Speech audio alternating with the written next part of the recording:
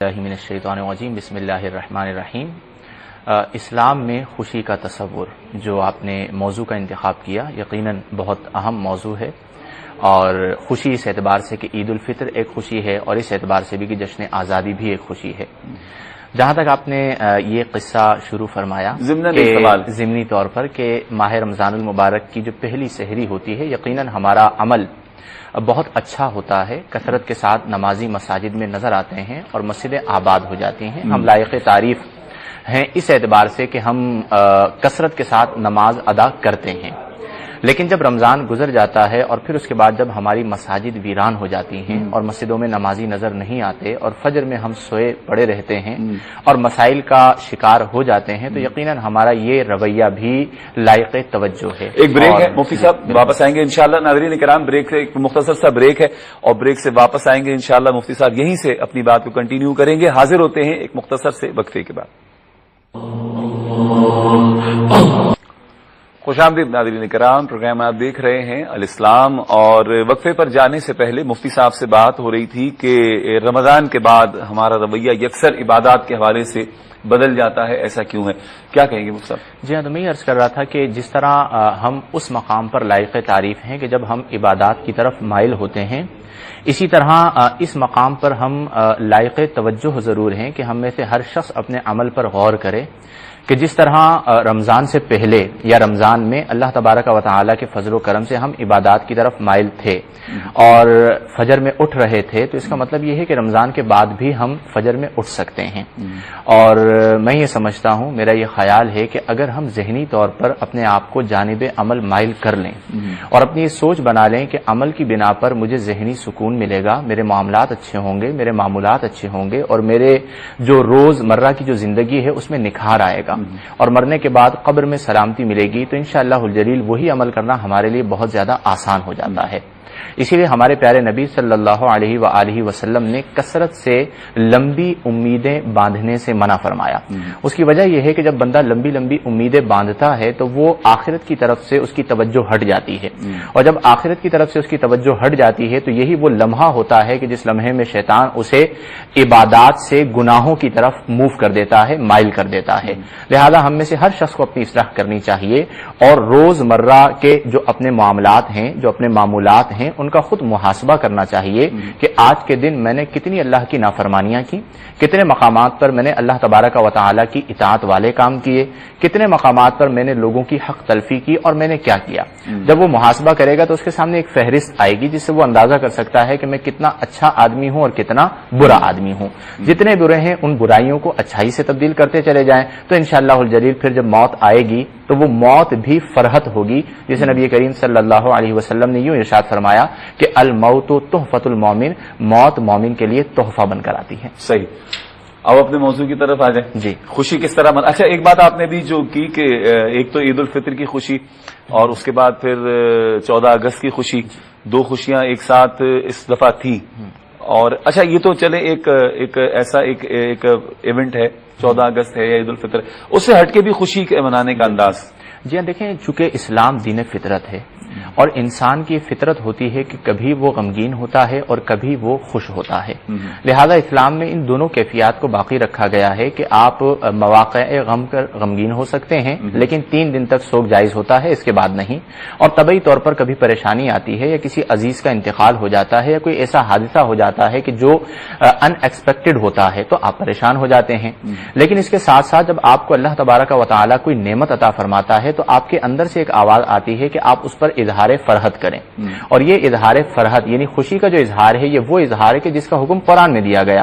چنانچہ اللہ تبارک و تعالیٰ خود ارشاد فرماتا ہے کہ قل بفضل اللہ، اے محبوب صلی اللہ علیہ وسلم آپ کہہ دیجئے، آپ لوگوں سے فرما دیجئے کہ بفضل اللہ، اللہ کے فضل پر، وبرحمتہ اور اللہ کی رحمت پر، فبذالک فلیفرحوا، اسی کے ساتھ اہل ایمان کو چاہیے کہ وہ فرحت کا اظہار کریں۔ اس کا مطلب یہ ہوا کہ زندگی میں جب جب ہمیں اللہ کا فضل ملے گا، اللہ तबारक व तआला की रहमत मिलेगी, वहां पर हम इजहार फरहत कर सकते हैं। और ये जो इजहार फरहत और इजहार मसरत होता है, ये हमारे प्यारे नबी सल्लल्लाहु अलैहि वसल्लम की सुन्नत करीमा है।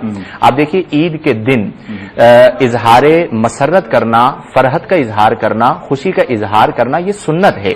और खास तौर पर इसका हुक्म दिया गया है कि जब आप किसी से मुलाकात करते हैं तो खंदा पेशानी के साथ मुलाकात करें।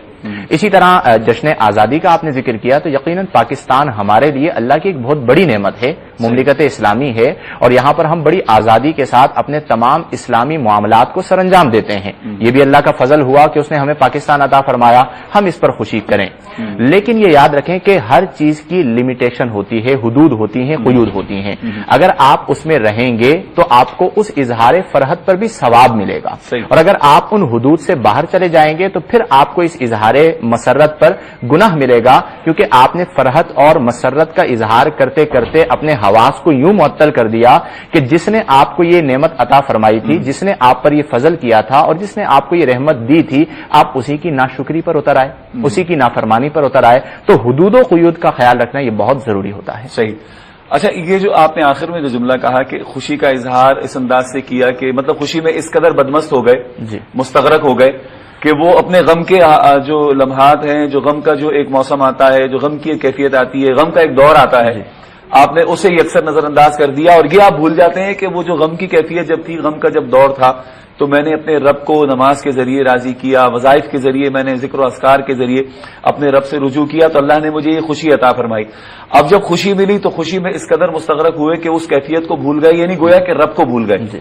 और फिर जब मुसीबत आई, परेशानी आई, तो तालीमात तो ये हैं कि खुशी में अल्लाह को ज्यादा याद किया जाए, याद किया जाए। एक बुजुर्ग ने इस हवाले से बड़ी प्यारी बात कही। आपने कहा कि मेरे पास 2 सवारियां हैं और मैं हर हाल में उन 2 सवारियों पर खुश रहता हूं। फरमाया, मेरे पास एक सवारी है सब्र की सवारी और दूसरी सवारी है शुक्र की। अगर मुझ पर कोई मुसीबत आती है, कोई परेशानी आती है, तो मैं सब्र की सवारी पर सवार हो जाता हूं, उस पर भी मुझे सवाब मिलता है। और अगर अल्लाह तबारक व तआला मुझे किसी आजमाइश में मुब्तला फरमाता है, अल्लाह तबारक व तआला मुझे कोई नेमत अता फरमाता है, तो मैं शुक्र की सवारी पर सवार हो जाता हूं, मुझे उस पर भी सवाब मिलता है। गोया कि हमारा दीन इतना प्यारा दीन, नेचुरल दीन है कि जिसमें आप जिंदगी के हर शोबे में हद में रहते हुए उसे सेलिब्रेट कर सकते हैं। आप देखें, कुरान करीम फुरकान हमीद में अल्लाह ताला खुद इरशाद फरमाता है कि वअम्मा बिनिअमति रब्बिका फहद्दिस, और बहरहाल तुम अपने रब की नेमत का चर्चा करो। इसका मतलब यह हुआ कि अगर अल्लाह तबारक व तआला आपको कोई नेमत अता फरमाता है तो आप उस नेमत का चर्चा कर सकते हैं। फॉर एग्जाम्पल, मैं एक रिवायत आपको सुना देता हूं, नबी करीम सल्लल्लाहु अलैहि वसल्लम की खिदमत में कर लेते हैं, उसके बाद फिर शामिल करेंगे। अस्सलाम वालेकुम। जी अस्सलाम वालेकुम। वालेकुम अस्सलाम। सर, मलिक आसिफ बोल रहा हूँ। जी मलिक साहब। ये मुफ्ती साहब से मालूमात करनी है कि कब्रिस्तान में जो है उनकी वफात हो गई है, मलिक साहब आपकी आवाज थोड़ा सा ऊंचा बोले मलिक साहब। सर, ऐसा है कि मैं सवाल ये करना चाहता हूँ कि कब्रिस्तान में जाकर कब्रिस्तान में तो कौन सी सबसे अच्छा जो अमल है वो करना चाहिए, और वो मैयत को सवाब पहुंचता है, और सबसे जो अच्छा अमल है वो प्लीज बताएं। मेरे वालिद साहब जो है वो उनकी डेथ हो गई है, मैं डेली जो है ना कब्रिस्तान पर जाता हूँ। अच्छा। थोड़ी रहनुमाई करें कि। ठीक है मलिक साहब, बहुत शुक्रिया। मलिक आसिफ साहब आपने ज्वाइन किया, अभी इंशाल्लाह मुफ्ती साहब आपके सवाल का जवाब देंगे।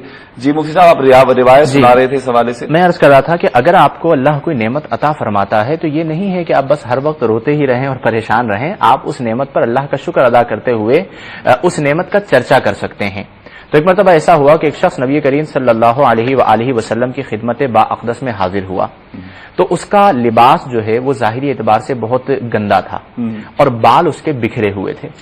तो नबी करीम सल्लल्लाहु अलैहि वसल्लम ने जब उसका ये ज़ाहिरी हाल देखा तो आपने इरादा फरमाया कि मैं इसकी इस्लाह करूं कि लिबास तो अच्छा पहनो और बाल अल्लाह ने दिए हैं तो उन्हें संवार के रखो।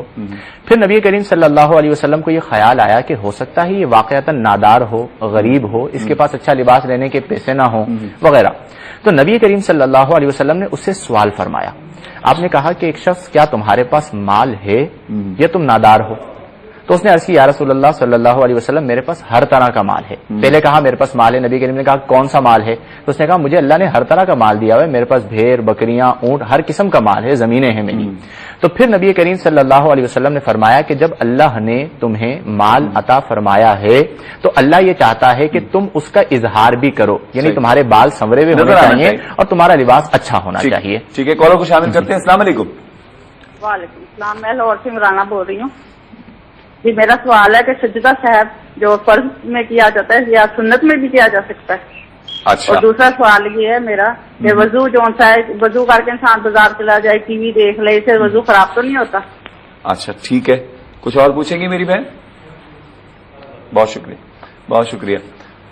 دو سوال ہیں ان کے مفتی صاحب, جوابات شامل کر لیں. ہاں کر لیں بالکل, لیکن یہ اس سے پہلے کہ جوابات شامل کریں, میرا سوال تھا آپ سے وہ ابھی وہی موجود ہے کہ جس کیفیت میں انسان رب کو بھول جاتا ہے وہ اس سے کیسے بچا جائے اور کیا اس کا ایسا راستہ اختیار کیا جائے؟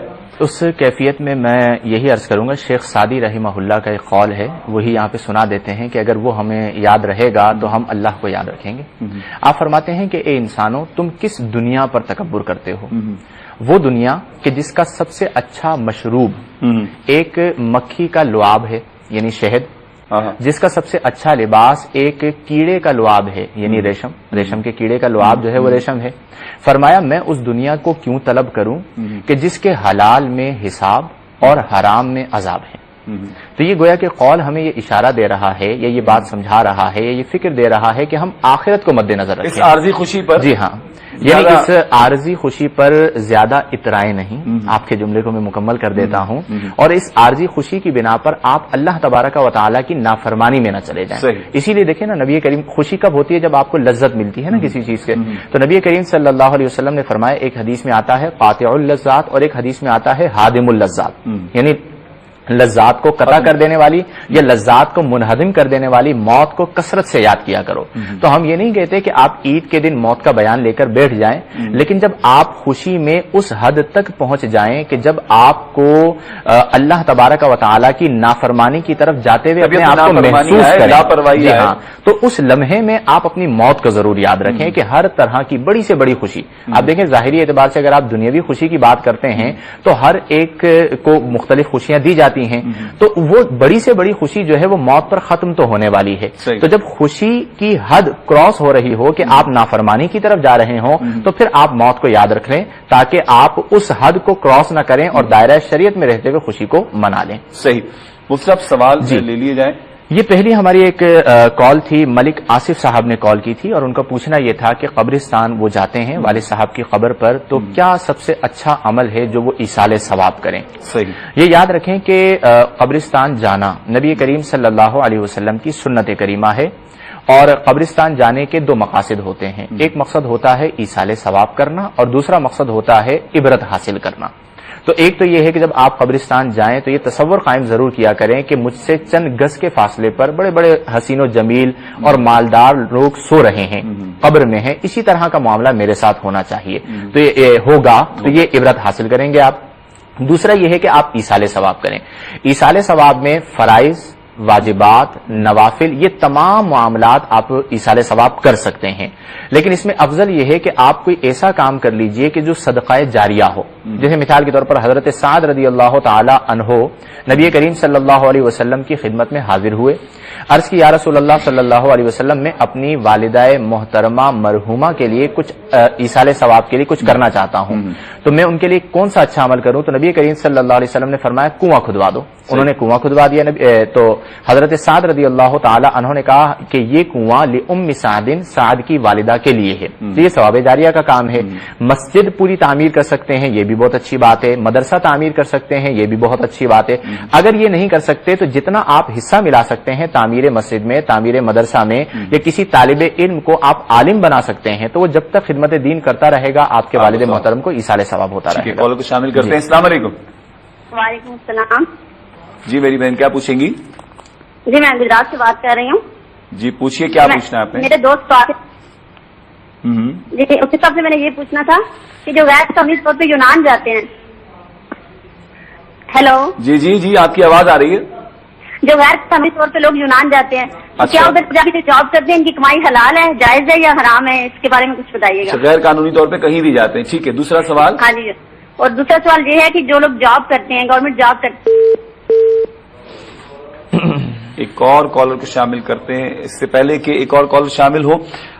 मुफ्ती साहब, ये सवाल जो हमारी बहन ने किया है जी, गैर कानूनी तौर पे यूनान का नाम लिया, वैसे कहीं भी गैर कानूनी चले जाएं, उस हवाले से एक सवाल है, क्या कहेंगे? बिल्कुल, इस पे भी गुफ्तगू करते हैं। इससे पहले लाहौर से एक बहन ने कॉल की थी, तो उनके जवाबात भी शामिल कर लेते हैं। पहला क्वेश्चन उनका ये था कि जो सजदा साहब होता है, सजदा साहब से मुराद ये होता है कि जब वाजिबात नमाज में से कोई वाजिब आप छोड़ देते हैं तो आपको सजदा साहब करना होता है।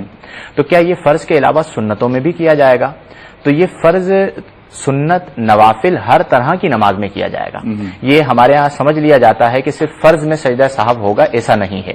जब आप सुन्नत अदा करना शुरू कर देते हैं तो वो सुन्नत अदा करना लाजिम हो जाता है। इसी तरह जब आप नवाफिल शुरू कर देते हैं तो नवाफिल पहले तो आपको इजाजत है कि चाहे आप नफल पढ़ें या न पढ़ें, लेकिन जब आपने पढ़ना शुरू कर दिए तो अब उसे मुकम्मल करना लाजिम हो जाएगा। और फिर शुरू करने के बाद जो फराइज नमाज हैं, जो वाजिबात नमाज हैं, जो सुनन नमाज हैं, जो मुस्तहब्बात नमाज हैं, वो हर नमाज के लिए हैं। लिहाजा अगर सुन्नतें अदा करते हुए कोई वाजिब आपने छोड़ दिया तब भी आपको सजदा साहब करना होगा, नवाफिल अदा करते हुए आपने कोई वाजिब छोड़ दिया तब भी आपको सजदा साहब अदा करना होगा। ये तमाम नमाजों के लिए है। एक कॉलर को शामिल करते हैं। अस्सलाम वालेकुम।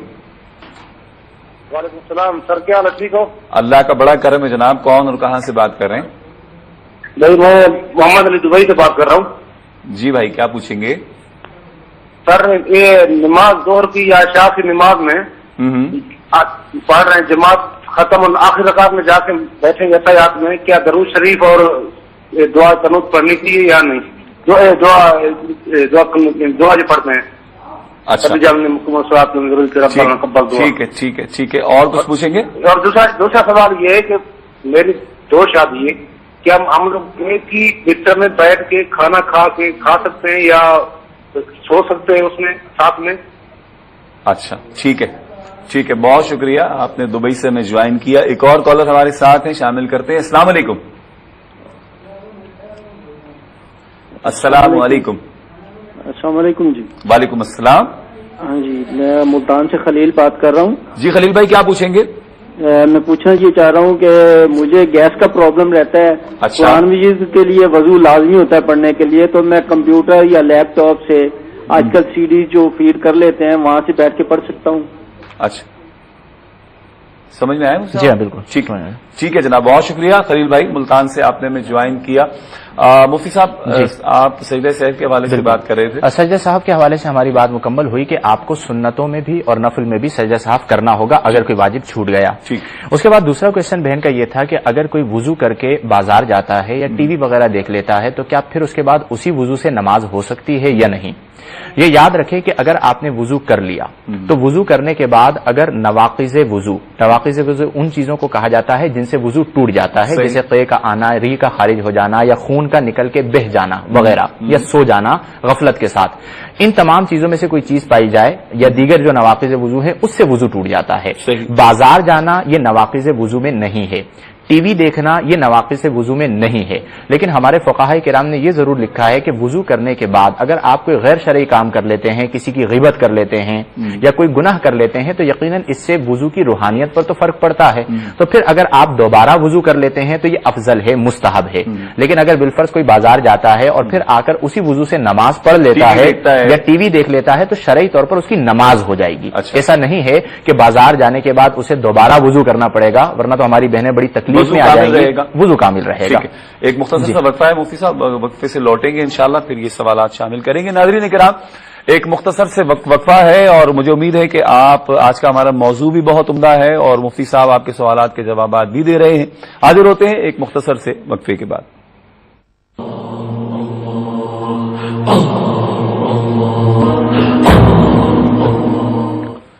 खुश आमदीद नाज़रीन किराम, प्रोग्राम आप देख रहे हैं अल इस्लाम। मुफ्ती साहब सवालात शामिल आप कर रहे थे।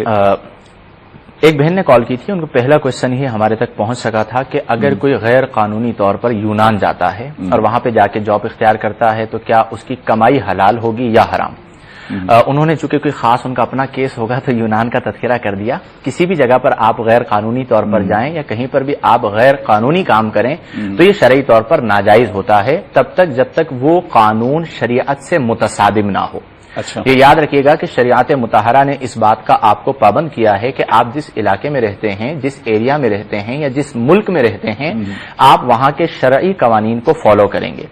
और उसकी वजह यह है कि जो भी कानून तोड़ता है अगर वो बिलफर्ज मुसलमान है तो उसकी वजह से फिर इस्लाम पर भी एतराज होता है कि देखिए मुसलमान ये कर रहा है, ये यूं कहा जाता है कि मुसलमान होकर इस तरह कर रहा है, तो गलत गलत होता है। मैं अक्सर ये बात कहता हूं कि गलत गलत है, वो जो भी करेगा गलत करेगा और हम उसको उसकी मजम्मत बयान करेंगे। चाहे वो यूनान जाए, चाहे वो सऊदी अरेबिया जाए, चाहे वो यूनान जाए, चाहे वो पाकिस्तान आए, कहीं भी गैर कानूनी तौर पर जाएंगे नाजायज है। लेकिन वहां पर जाकर वो जो जॉब कर रहे हैं, जो मेहनत कर रहे हैं, उस मेहनत का जो मेहनताना उन्हें मिल रहा है, उजरत मिल रही है, वो जायज होगा। ये इसी तरह है जिस तरह अगर कोई किसी जमीन पर कब्जा कर लेता है, अब कब्जे की जमीन पर काम करना, कब्जे की जमीन पर नमाज अदा करना शरई तौर पर नाजायज है, लेकिन अगर बिलफर्ज कोई नमाज पढ़ लेता है तो नमाज हो जाएगी। लिहाजा अगर बिलफर्ज वो वहां पर मेहनत करके उजरत हासिल कर रहे हैं तो वो उजरत तो जायज होगी, लेकिन आइंदा एहतियात करें, जो हुआ उस पर तौबा करें और जो गलती उन्होंने की है, यानी अभी तक अगर गैर कानूनी तौर पर वो वहां पर रह रहे हैं तो उन पर वाजिब है कि वो दोबारा वापस तशरीफ ले आएं। अच्छा, और बिलखुसूस एक सवाल, बात मुकम्मल हो गई है? मैं एक जुमला मुकम्मल करना चाहूंगा आपकी इजाजत से। वो ये कि बिलखुसूस जो हमारे मुकद्दस मकामात हैं, जैसे कि आपने तरफ में आ रहा था, वहां पर तो खास ख्याल रखा जाए कि कितनी अजीब बात होगी कि आप यहां से निकले। मैं ये पूछना चाह रहा था कि अब मिसाल के तौर पे लोग गए रमजान में अल्हम्दुलिल्लाह, तो रमजान के बाद वो ये कोशिश करते हैं कि जो बीच के 2 महीने हैं किसी तरह वहीं पे छुप छुपा के गुजार लिए जाए। बहुत से लोग, अब तो खैर बहुत कम हो गया ऐसा, लेकिन पहले भी होता रहा ऐसा, अब भी हो रहा है कि लोग वहां पे गैर कानूनी तौर पे रुक जाते हैं और फिर इस इंतजार में होते हैं कि जैसे ही हज का टाइम आए तो हज अदा करने के बाद फिर पाकिस्तान लौट जाएं या अपने मुल्क की तरफ लौट जाएं। तो ये हज करना इनका फिर किस? देखिए, यहाँ पे 2 फसादी फिक्रें काम कर रही हैं। एक फसादी फिक्र या एक फसादी तबका तो वो है कि जिसके जहन में किसी ने ये बात डाल दी है कि अगर आप रमजान में उम्रा करते हैं तो आप पे हज लाजिम हो जाता है। वो कहते हैं अब हम उम्रा करने गए रमजान में तो हम तो हज करके ही लौटेंगे। ये भी है। एक तो ये बिल्कुल गलत है, अगर आप उम्रा कर चुके हैं आप वापस आ जाइए, आप पे हज लाजिम नहीं होता। दूसरा ये है कि आप वहां पर जाकर फिर छुप जाते हैं और हज करके वापस आते हैं, तो आप खुद सोचें कि अगर आप छुप कर तवाफ़े खाना काबा कर रहे हैं और एक इस तरीके कार के साथ कि जिससे शरीयत मुताहरा ने आपको मना किया है और बहुत सारे लोगों की हुकूक तलफियां भी हो रही हैं, और आप लोगों की वजह से फिर ऐसे कवानीन बन जाते हैं कि जो बेचारे सही तरीके पर जाने वाले होते हैं उन्हें भी प्रॉब्लम का सामना करना पड़ता है। जैसे हमारे यहाँ मुख्तलिफ कवानीन बन जाते हैं, तो ये बिल्कुल गलत तरीका कार है। और जहां पर हमारा मुकद्दस मामला होगा, मुकद्दस मकामात होंगे, वहां पर तो हमें बीइंग अ मुस्लिम खास तौर पर ज्यादा ख्याल रखना चाहिए कि हमारी वजह से कोई ऐसा अमल ना हो कि लोग हम पर उंगलियां उठाएं कि देखिए ये मुसलमान होकर उम्रे के मौके पर इस तरह कर रहे हैं, हज के मौके पर इस तरह कर रहे हैं। नहीं, वही हुक्म यहां पर भी आएगा कि अगर किसी ने इस तरह छुपकर हज कर लिया तो हज हो जाएगा। अच्छा। ये वो उसी तरह है जिस तरह मैंने पहले बयान किया कि नमाज पढ़ना मना है, लेकिन नमाज पढ़ ली तो नमाज हो जाएगी। मतलब तो अगर किसने तमाम अराकीने हज अदा किए तो हम हुक्म तो ये देंगे कि हज हो गया, लेकिन हज कबूल हुआ या नहीं हुआ ये आप अपने दिल से पूछ लीजिए। अगर आप ये कहते हैं कि हज कबूल भी हो गया तो फिर आप खुद पूछिए कि जो आप छुप कर हज कर रहे हैं, गैर कानूनी तौर पर हज कर रहे हैं, तो वो किस तरह मकबूल होगा। तो इसी तरह जिस तरह माले हराम से भी लोग हज को जाते हैं, यूनान से बात चली और बहुत दूर तक निकल गई है। अगले सवाल पे आ जाइए। इसके बाद एक भाई ने दुबई से कॉल की थी। पहला क्वेश्चन उनका ये था कि अगर हम जोहर की नमाज पढ़ रहे हैं या इशा की नमाज पढ़ रहे हैं और आखिरी रकात में हम इमाम के साथ मिले हैं तो हम अब्दुहु व रसूलु तक पढ़ेंगे या अल्लाहुम्मा सल्ली अला दुरूद पाक, और फिर उसके बाद जो दुआ होती है वो दुआ भी पढ़ेंगे। तो ये याद रखिए कि चाहे वो जोहर की हो, असर की हो, मगरिब की हो, कोई भी नमाज हो, जब आपको इमाम के साथ सलाम नहीं फेरना बल्कि अपनी नमाज मुकम्मल करने के लिए खड़े होना है, तो आप अब्दुहु व रसूलु पर पहुंचकर रुक जाएंगे। आप इंतजार करेंगे जब इमाम साहब अस्सलामु अलैकुम व रहमतुल्लाह कहेंगे तो आप अल्लाह अकबर कहते हुए खड़े हो जाएंगे दूसरे सलाम से पहले, लिहाजा आप दुरूद वगैरह नहीं पढ़ेंगे। सही। उनका दूसरा क्वेश्चन ये था कि उनकी 2 शादियां हैं, तो क्या वो अपनी दोनों अजवाज के साथ एक ही साथ खाना तनावुल कर सकते हैं या एक बिस्तर में आराम कर सकते हैं या नहीं। तो देखें, शरई तौर पर खाना तो खा सकते हैं 2 अजवाज के साथ, इसमें कोई मुजायका नहीं है, लेकिन जो खलवत के मामलात होते हैं वो 2 बीवियों के साथ एक वक्त में शरई तौर पर नहीं किए जा सकते।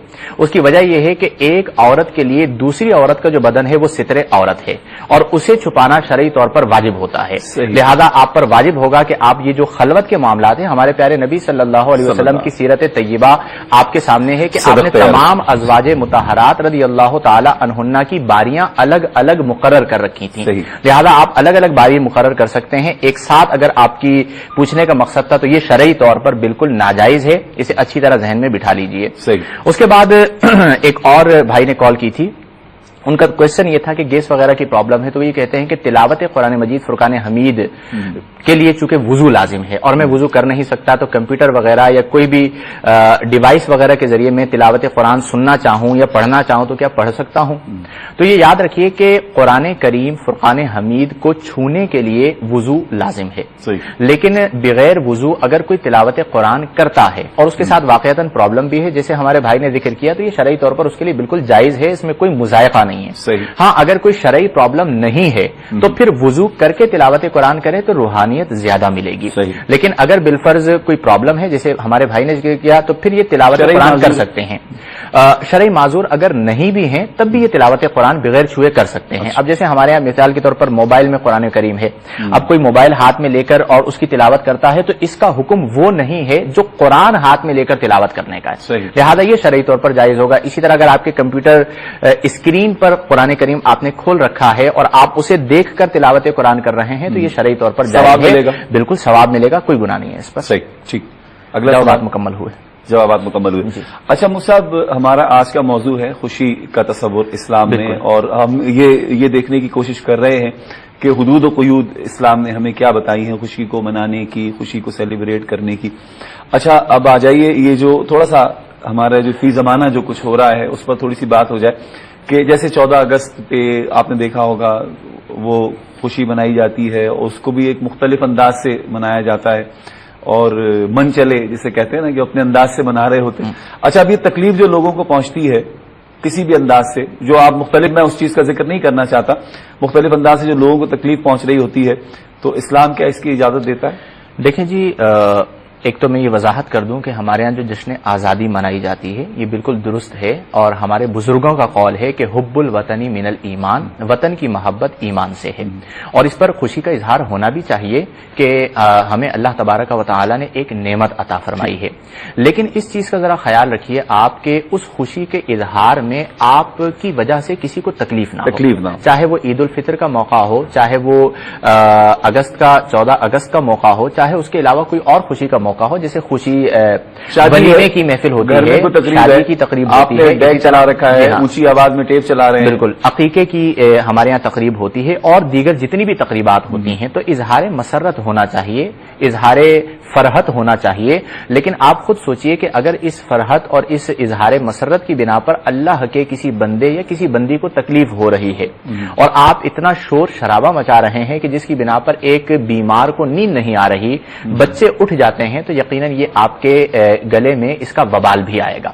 تو اس لیے ہم مسلمانوں کو چاہیے کہ ہم اپنی تمام تقریبات, ہم یہ نہیں کہتے کہ آپ اظہار مسرت نہ کریں, بالکل کریں, آپ فرحت کا اظہار کریں, بلکہ آپ جب ملاقات کریں تو خوشی کا اظہار ہونا چاہیے, لیکن اس میں اس چیز کا خیال رکھیں کہ اس سے کسی کی دل آزاری نہ ہو, کسی کی حق تلفی نہ ہو, اور کسی کو اس کی وجہ سے کسی بھی قسم کی تکلیف نہ ہو. تو اگر آپ ان تمام چیزوں کا خیال رکھیں گے تو بہت بہتر ہوگا. ٹھیک ہے, کالر کو شامل کرتے ہیں. السلام علیکم.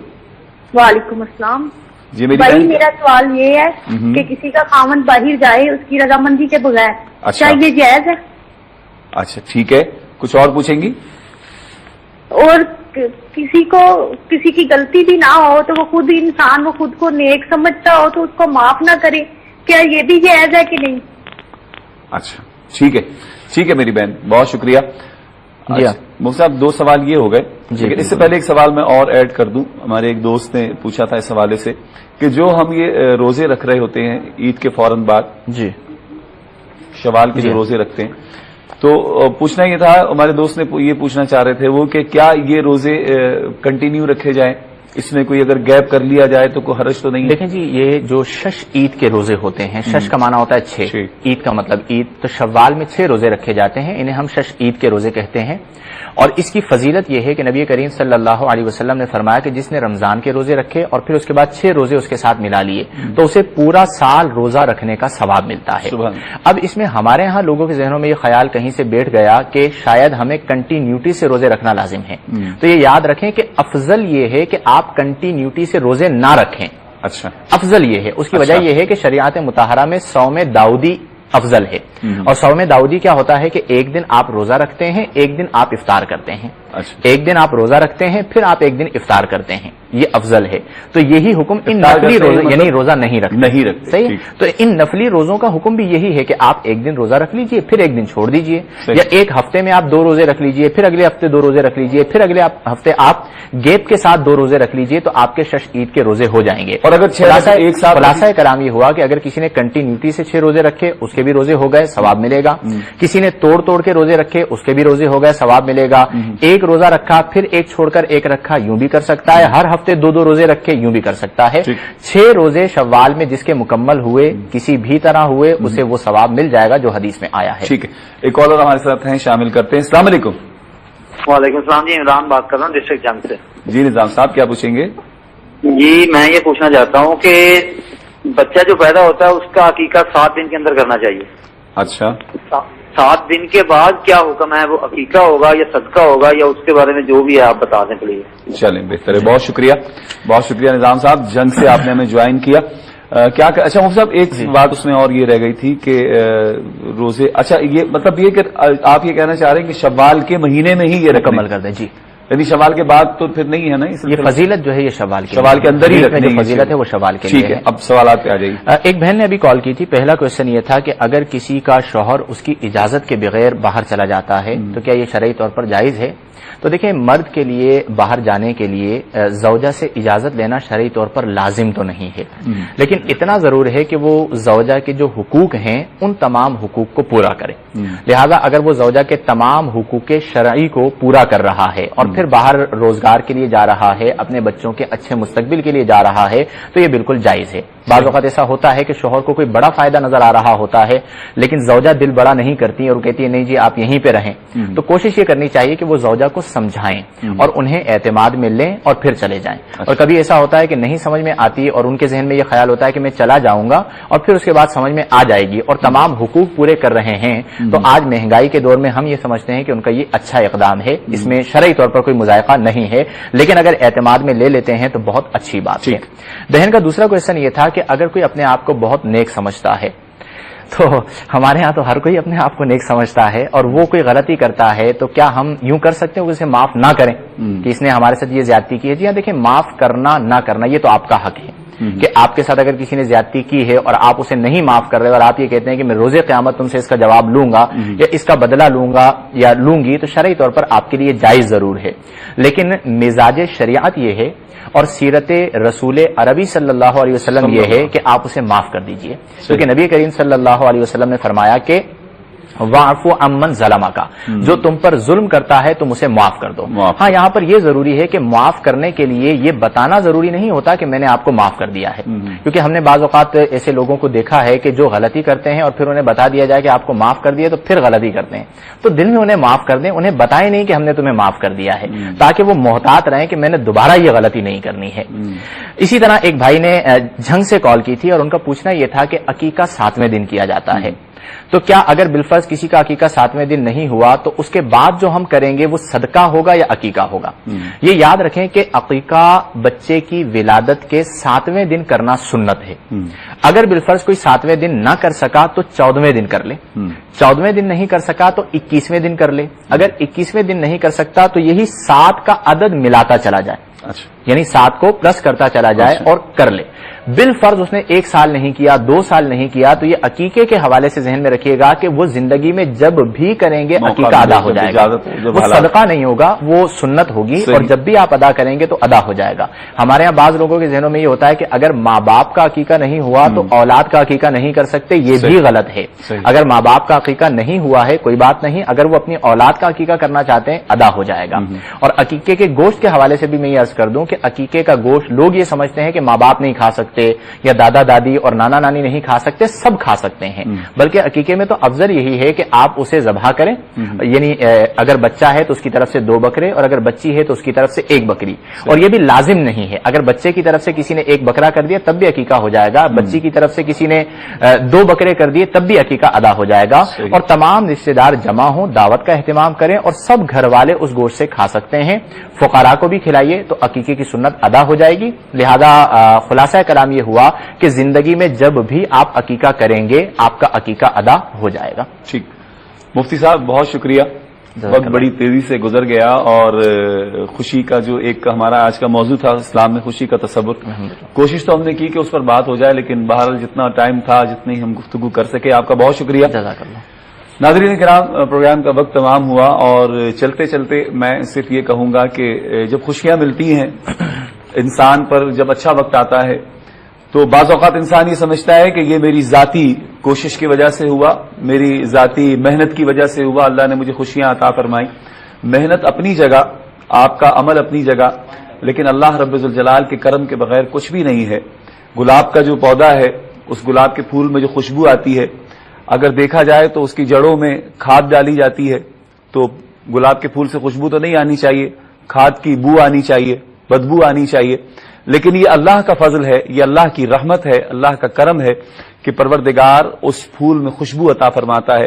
آپ اس میں بدبودار کھاد ڈالتے ہیں لیکن یہ اللہ کا فضل ہے کہ وہ خوشبو عطا فرماتا ہے. تو ہماری کوشش یہ ہوتی ہے کہ ہم اپنی زندگی کو سنواریں، اچھے سے اچھا بنانے کی کوشش کریں، لیکن ان تمام تر کوششیں، یہ تمام تر جو کوششیں ہیں یہ اللہ کی رحمت کی محتاج ہیں. جب تک اللہ کی رحمت نہیں ہوتی خوشیاں نہیں ملتی، اور جب خوشیاں مل جائیں تو یہ سمجھا جائے کہ یہ اللہ کا کرم تھا، فضل تھا، تو زندگی اور مزید اچھی ہو سکتی ہے. اللہ رب الجلال ہمیں ان باتوں پر عمل کرنے کی توفیق عطا فرمائے. اگلے ہفتے انشاءاللہ آپ سے پھر ملاقات ہوگی. تب تک اپنے میزبان شوکت اویسی کو اجازت دیجیے. اللہ نگہبان.